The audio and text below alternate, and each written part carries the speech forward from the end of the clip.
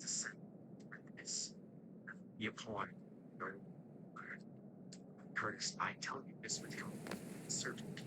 If I could remember again, I would never have Glenn Arthur. Next, we have an unknown day in the sea. Wretched hands stab my window. Stranger's face, spray.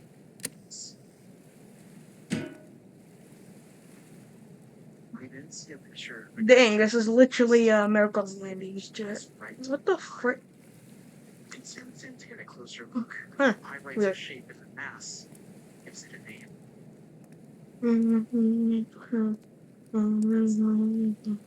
32. Marcy Ogden. Mary Dean. And finally, Glenn Arthur. Listed as having been assimilated to the creature. 37 total. Comparison suggests exponential variance in its deterioration since mutation. It is known as since lost resemblance to a bear.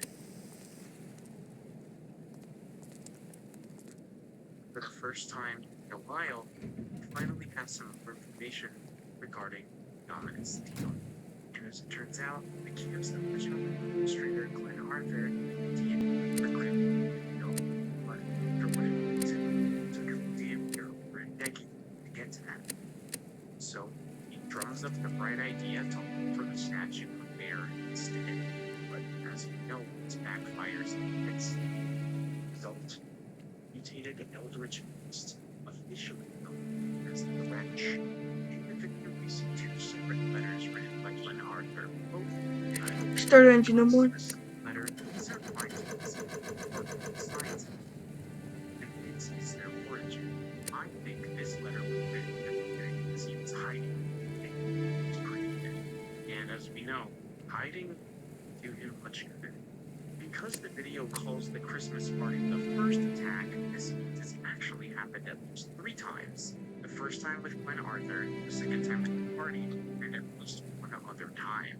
And I think we've already seen one of these other attacks. If you think back to the end of Candle video, you might remember the creature that you had seen up to that point. What if I told you it was the wretch?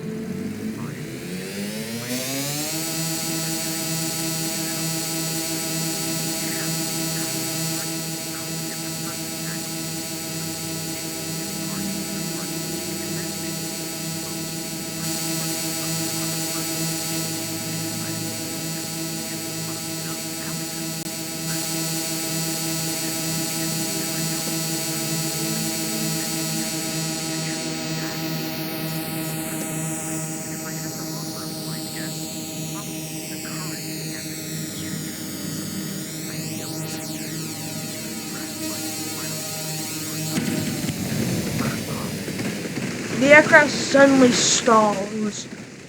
Uncontrollable, it then rolls and pitches its tail up before it then slams its tail down. The tail ripping off causes it to barrel roll over and rip off its right wing. Both the landing gear had been attempted to be pulled up, but weren't able to. Began at 2:30 a.m. July 10th. Did 2:34 a.m. July 10th. All propeller blades are sheared away.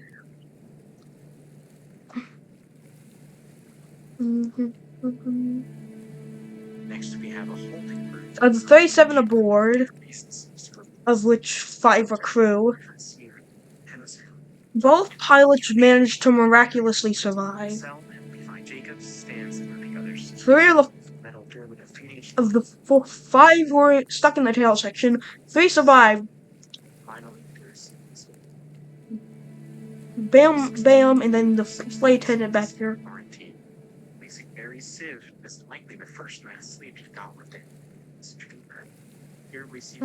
The tail section was rolled upside down. The midsection had 19 survivors. We're shown several illustrations. It's unknown in Jupiter. Out of 28 in the section, 19 survived. No flight attendants over here survived. So 19, 20, 21. They're badly injured though. Here, a clattering in Grove's. 20, 21, 22, 23. 24 out of the 37 aboard survived. Into the WTH figure, you can see the human decay curve fully take hold. The 37 aboard, 24 survived, leaving 13 dead. Of them, it was 2 flight attendants and 12 passengers. The land gear actually were successfully lowered, they just were blown out. Out. The right wing segment. Soon after the crash, was lifted the wings, exploding the fire. It's been determined that they went way faster than how they should have, and began to cause this breaking apart, which caused them to start to lose lift as the engine segments that would have as to revamp it, and they actually started to unfeather themselves. They actually went a bit too fast, and the fire slowed down their RPMs. The aircraft had barely made it out of the area.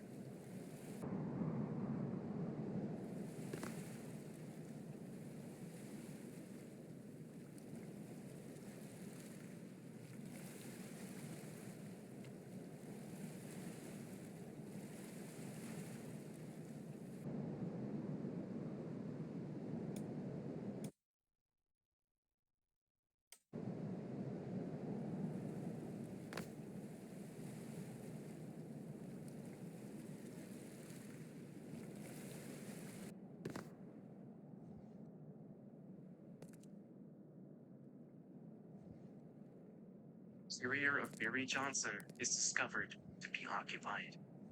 Camp staff initiate protective safety measures.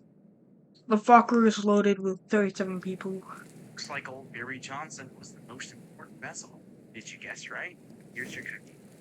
All jokes aside, I think it is crucial to point out that Barry is self-reliant, giving up his body for research on the other side, and this shows a lack of malice among the camp staff. With that in mind, now feels like a perfect time to bring up another community post. This one titled Condemned. From what we can piece together, this is a letter from the head of security.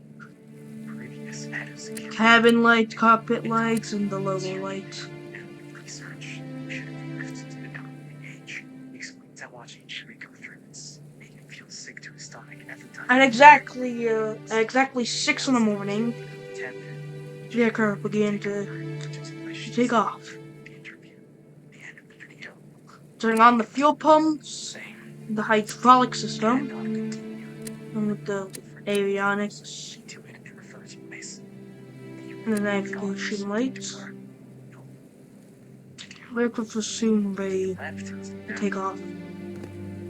Illustration of the side of brain, likely part of the study done on Mary's mind or lack of it.